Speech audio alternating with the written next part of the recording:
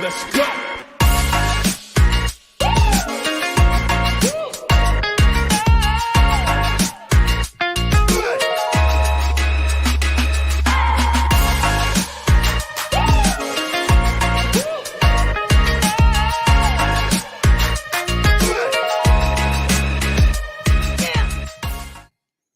Hey, welcome everybody. I'm Maddie. We'll talk about who I am and all that coming up.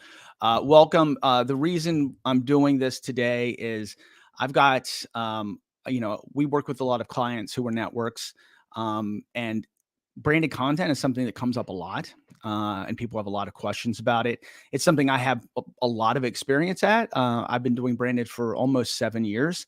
I got into doing branded when I wrote my thesis for my master's degree, and I was doing it on branded content.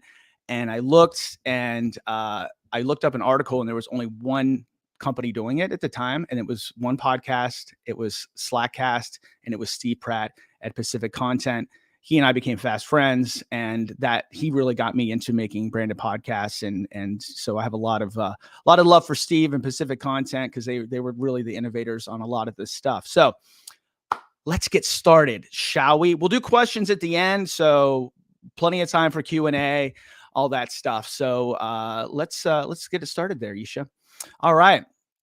First of all, I'm Matty Stout. If you don't know me, I've been in podcasting for about 16 years. I was on the startup team at Stitcher, former VP of podcast programming at iHeart, was a radio personality and EP before that on morning shows in New York and San Francisco. And I've launched over, I think that number's actually at 400 podcasts myself. I teach podcasting, and I've done about 70 shows for different branded clients over the years. So I've done a little bit of this. So what we're going to cover today is, first, what is and what is not a branded podcast, and why you should be doing them for your network. I'm going to give you some tips on selling them and audience development. And at the end, of course, a shameless plug for Jam Street Media, because, well, that's what we do. All right. So let's talk about the types of branded podcasts first. So a lot of folks, when they think of branded podcasts, they think of thought leadership, two people talking, doing a conversation, and those are everywhere. And they're not heavy lifts to produce. They can be really easy for a company that knows what they're doing. And the goal for the client then is, to get their leaders out there, to talk to potential clients, to reach customers about the brand values, things like that.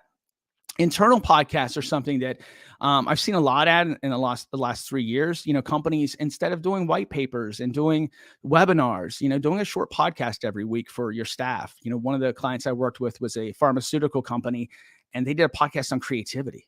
And had that as an internal podcast. Really cool. Then those are more what we call conversational podcasts. And then the ones we like to make, and the ones that, when you think about like who have made the great podcasts, Bring Back the Ford, of course, our friends that made Trader Joe's, those podcasts are more storytelling. Those, of course, are higher ticket item, and they're also, I think, much more valuable to a company, but depending on what their goals are. So, we'll talk about that in a second. So why, Maddie? Why do I want to jump into this branded space? Couple reasons. One, branded content should have a high profit margin for you. When we make a podcast, it's a lot of money that goes out before we ever see any money in. Sometimes it's a couple years before we see money back on a podcast that is done commercially. These can be done in shorter periods of time. The profit is much higher. It's as much as you want it to be. I look at like a 50% profit is what I want to make off of a branded show. But the main things that why networks should be doing them is, the space gets loaded with folks jumping in to make money without much podcasting experience, storytelling experience. You are storytellers. You already know how to tell stories. You know how to make brilliant podcasts. These are all things that will make you very valuable to a brand and put you in a class, that is different. You've got production teams or at least, freelancers, people you work with that can handle them. And and here's the thing, you might already have connections to do these. And at the end of the day, we always look at branded as a way to bring in some cash that can help us fund the stuff we want to do, the stuff that we have to put out a little money for. So first of all, the hardest part is selling them. This is a very long tail thing. I've been in negotiations for like 4 months, 5 months on a branded podcast. They're not easy. If you're working with a big company, there's SOWs to fill out. There's getting on their supplier list. I mean, all kinds of things that you don't think about. But if you're a network and you've got a local flavor, going local is a great idea. You can structure these at different cost levels. You can, look for clients that you already work with or people you already know and go for them to make podcasts. But before you get out there, kind of know what you're going to charge and don't undersell yourself. It's very common. I'm very bad at this myself. I often undervalue my time and effort. How much time and effort is going to go into making something like this. And it's a lot of time and effort. I want to stress that you're working with a client. It is not as easy as just making one for yourself. And we'll talk about that a little bit more. So again, when we're doing these, we'll talk about what they are, and what they're not. One thing a branded podcast is not is a sales tool. So if a client comes to you and says, hey, I want to move cars, so I want to do a podcast that makes people buy cars, I would say this is not the right thing for you. What branded podcasts do is build brand awareness. They help with SEO. They're a content creation tool, top of funnel. I think we'll get into that a little bit later, but having that selling package down is important. And it's one of the things we work with our clients on is just, putting together how you're going to sell these things and what all the extras will be, if you're doing a full video version of the podcast and if you're going to help them with promotion, if there's paid promotion tied in. So getting that sorted out is kind of important before you go out and try to sell them. But a lot of times, I've worked with a few networks where like branded kind of fell in their lap and they had companies come to them and they needed to make this strategy fast. So, that's where we come in and kind of help out with that. And don't let them do something, that's going to fail. So again, if their KPIs are, we want to sell lots of product, or we want to make sure that, at the end of the month, we've got a checklist of how many things we should have cleared or people to the site. That's not a good strategy for branded. Again, these are brand building podcasts. They're about brand values. They're about, getting the company name out there. They're about connecting with customers. They're about connecting with other thought leaders in the space. They're not good for selling. Again, have set goals and tone and a persona for the podcast. So one of the biggest things, we start with persona always. Who's this for?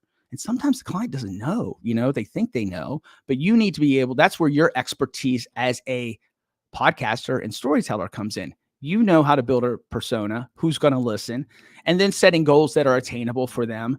And then the tone, when we, talk to a company about a podcast, we'll ask like, if your brand was listening to Spotify, what's on its playlist, things like that are really important for setting the tone, getting it right on the outset with a client.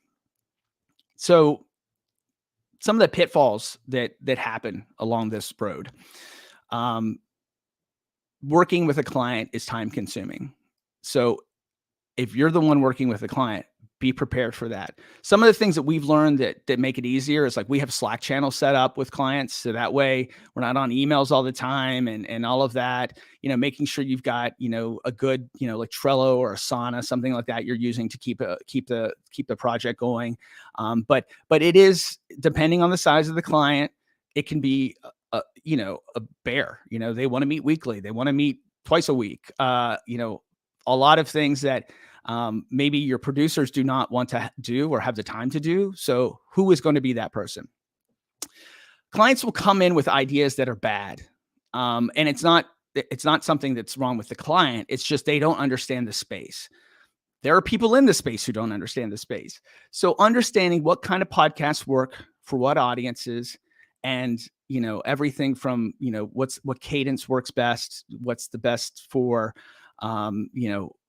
for a host, what's the best for The content, we've had, I had a client that came in and they wanted to do something, and the idea was okay, but what they wanted a host that was not very engaging, not great. And we, kind of talked him into hiring an influencer, which was better. And that worked really well. So that's the other thing. And the other thing, a lot of these podcasts, they'll want to host them themselves, the CEOs, CMOs, making sure you or someone on your staff or somebody that you have a relationship with is a good talent coach.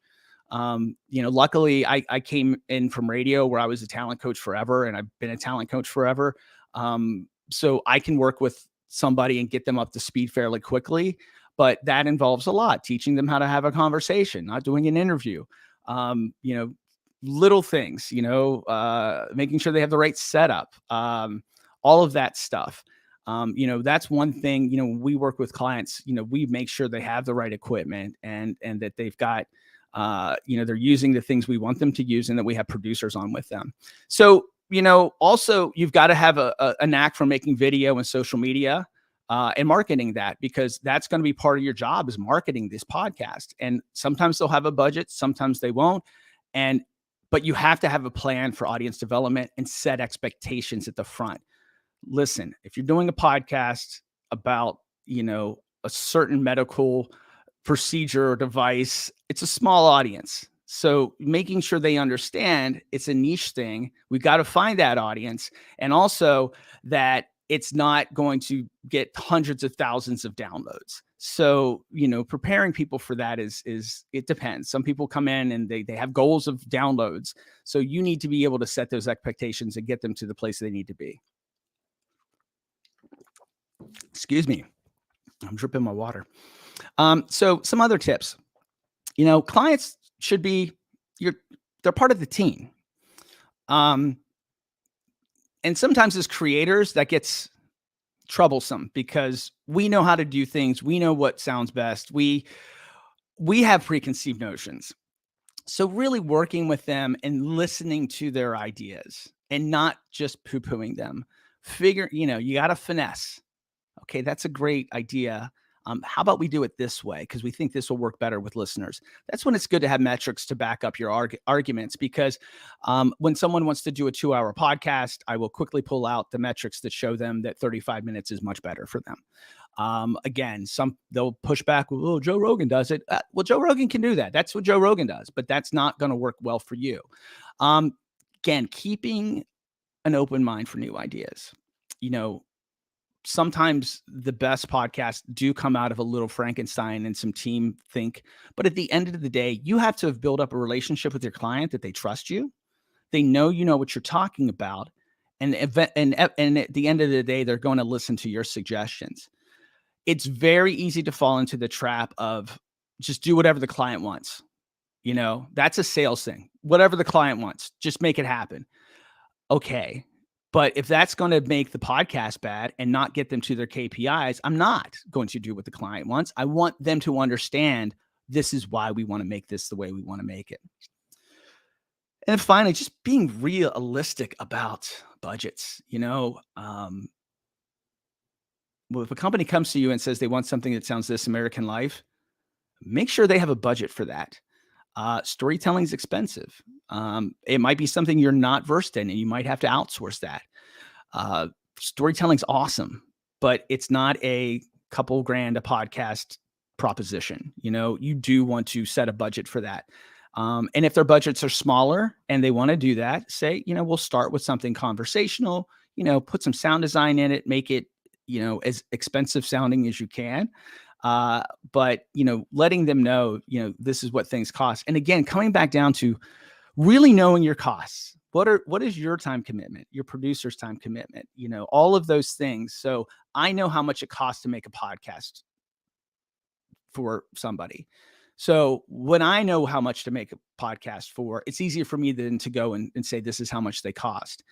And it is easy to fall into, okay, we'll do it for less just to, kind of get one under our belt. And that's okay too. When you're starting, sometimes you got to take one in the chin, but value yourself. Can't stress that enough in general. And that's something a lot of us have a problem with. So audience development. This is the one that gets a lot of folks. There's a lot of podcasts out there, a lot of shows. So how do you make a show that a brand put together kind of stand out? So the first thing we do is look at their channels. Some brands have incredible channels. They have really good action on their Instagram. They have good action on their LinkedIn. They have good action on their YouTube. Those are the easy ones to work with because you're creating content for them, and doing the content for them. And again, remember, this is a proposition of podcast is the top of the funnel. You've got video next. You've got video clips for thought leadership on LinkedIn. Out of the podcast, you got blog posts out of the transcript. So SEO value. So there's a lot that comes out of this, but you've got to be able to know how to do it. And what works for your kind of shows? What is the idea? So again, having a fully fleshed out persona at the beginning helps you then know who you're trying to target with your marketing. So we have companies we love and they're better at doing things than I am or we are. So Bumper, if you guys know Jonas and Dan from Pacific Content, they just started Bumper. Nobody's better at doing the kind of rich audience development that they do.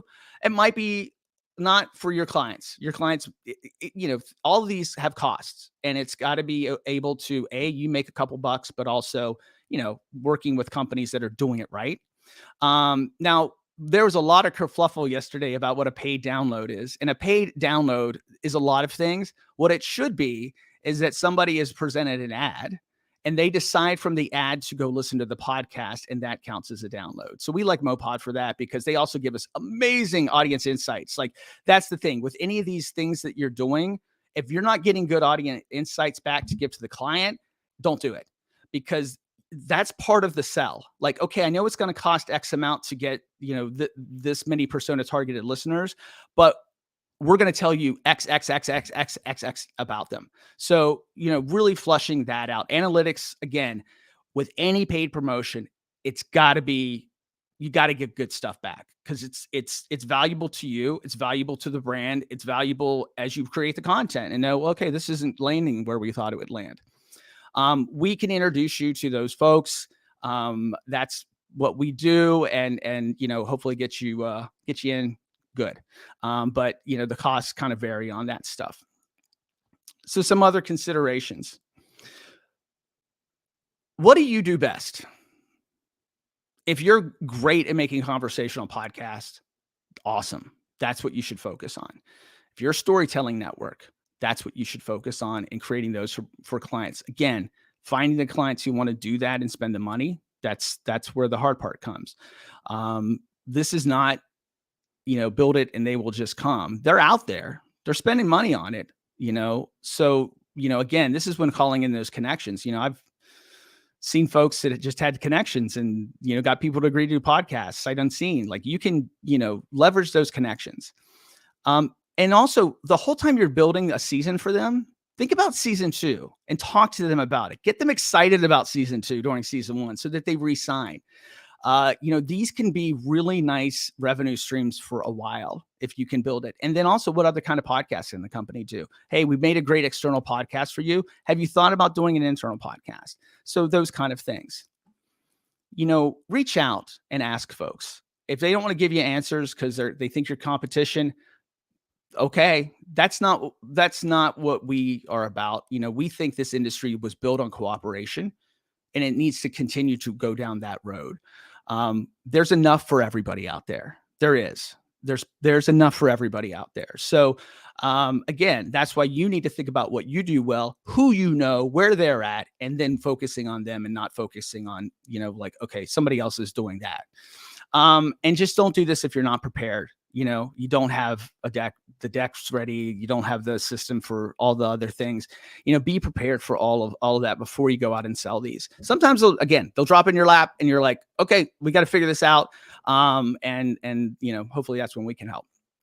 So conclusions. This is a great way as a network for you to bank some cash to put into your projects that you are spending money on and don't know when you're going to see the return on that right away. For independents, we're not always getting up fronts. We're not, pre-selling shows all the time. And it can really suck because, you've got good content in front of you. You want to fund it. It's frustrating, man. I'm frustrated all the time. I have people come to me with content and then the next thing it's like, I don't have the budget to make this. Branded's a great way to get that budget for that stuff. Again, branded podcasts are top of funnel. You get a lot of stuff out of it. Make sure that's your pitch. Have an audience development plan. If they have no budget for audience development, set expectations and make sure you've got it down to what they have available and how you can do it. But again, setting expectations. A few hundred downloads to a very unique and niche audience is great. A few thousand is better. But again, niche audiences, they have to be prepared. They're not going to be getting 10, 20,000 downloads. And again, reach out for help. There's folks doing it. Ask questions, see what they can tell you. Now the shameless plugs start. So Jam Street Media, what do? We create podcasts for all kinds of things. We do pilots. We just did a pilot that got picked up by the Dan Patrick Network that we're really excited about with Marcellus Wiley. It's called More to It. You'll see some more on that coming out. We have our network of shows. And, on the branded side, we are here to help out with that. And, we do a little branded too. Consulting is the one thing that we have really leaned into. So if you are building a network and want to not have to make all the mistakes, that's where we come in. I can help you with your content strategy, your monetization, your promotional strategy, all of that, your branded content strategy. And we also are working with startup tech companies that are in the podcasting space to help them kind of go to market and kind of vet whether their idea is going to be impactful in the community or not.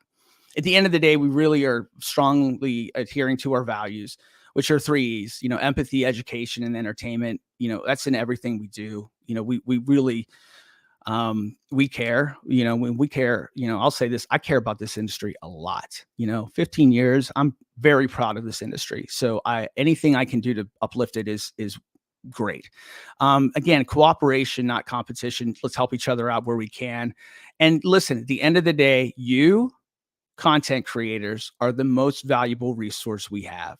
It's not sales guys. It's not marketing folks. Again, all super valuable and important to what we do. But at the end of the day, it's all about the content. That's all the listeners ever interact with is the content. So we're here to uplift content creators and their voices. And one last plug, season 3, Deep Cover Donnie Brasco, out October 20th. So if you've seen Donnie Brasco, Joe Pistone, who was portrayed by Johnny Depp, that's who's the host of this show, had to carry tapes around and record conversations. We got all his tapes. I got them digitized and our sound designer fixed them and made them sound beautiful. So Joe's hearing a lot of these for the first time, but it's really cool to hear how these gangsters really talk. This is the best season yet. I'm very excited about it. So please check that out. All right. Thanks. And I know we're going to do some Q&A now.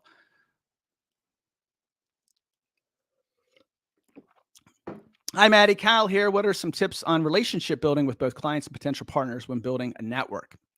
So, honesty, it's really important. Don't bite off more than you can chew. I see a lot of folks, and I've done it too, take on projects that they're not prepared to do. And I just can't say it enough. I mean, when you're building relationships, it is about thinking of them as a partner and anybody you're working with as partners and not just clients. This is that. I don't even like the term clients. To me is more of a sales term. Once they've signed the dotted line, they are now a partner, and we're here to, I feel like anything I make, my name's on it. I want it to be great. I don't want it to be just thrown together to make some money. So, that's really important. And just being honest with everybody, that's vital.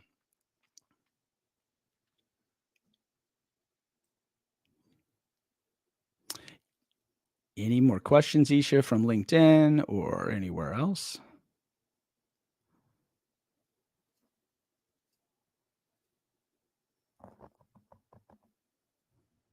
I see Isha waving his fingers at me. That's who's running everything for us today. It's our guy. All right, there's one from Chris Russo. Hey, buddy. What strategies are you seeing that are working in terms of using social media for podcast marketing? Edison research study came out. 10% of people choose podcasts via social media. Social media is not a way to build listeners. It is not. You build listeners and community on social media. You build the community, you get the community to a place where other people want to know what the community is doing and then hopefully come listen. We have been doing some great tests with TikTok. And I will say out of all the social media companies, they have been the best to work with. They have developed some tools that make it one step from the TikTok clip. I do think out of all of the social media that we've played around with marketing, TikTok has by far the most potential. But again, who's watching TikTok and they like short videos? That doesn't mean they're going to like a podcast. Same thing with like creators that are coming from TikTok. If they're compelling and they can do great shows, that's great. But to remember that just because they have 1 million followers on TikTok doesn't mean those 1 million followers turn into podcast listeners. Rarely happens. Different YouTube people are YouTube people. They like that. Social media people like the way they're presented, and podcast people like podcasts. So again, we try to make content, especially on the branded side, for all of those channels, because again, we're brand building. That's the most important thing. We're building the brand name, the brand values, and that you can't get your name out there enough doing that.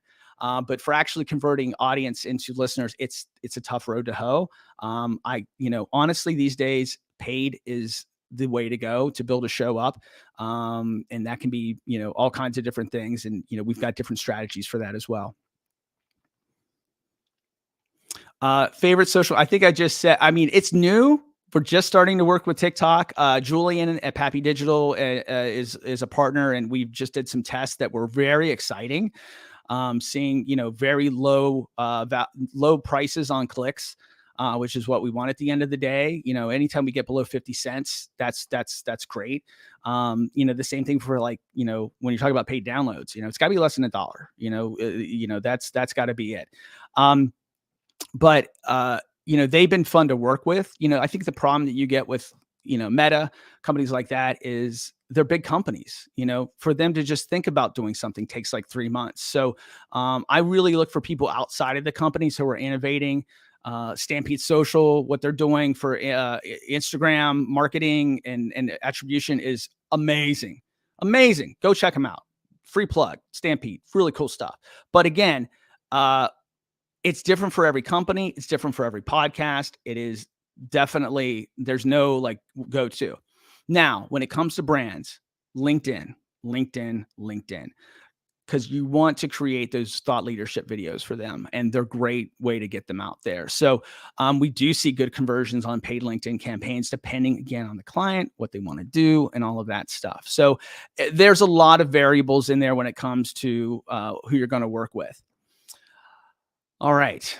End of the day, you don't have to do this alone. Reach out. We're happy to help you out with any of this stuff when it comes to building the strategy up and helping you with a brand. But again, just look at this if you're a network. If you're a network and it's, so especially if you're like us and you're a bootstrap network and you're doing it with your own funding, finding other ways to make money is super important. And this is a way you can make some good money doing what you already know how to do. You already know how to make great podcasts. Now go get paid for it. All right. Okay. Thanks everybody for listening. I know, and watching, and if you're watching this on replay, I'm coming to you from the past. Ooh. See you later. Bye.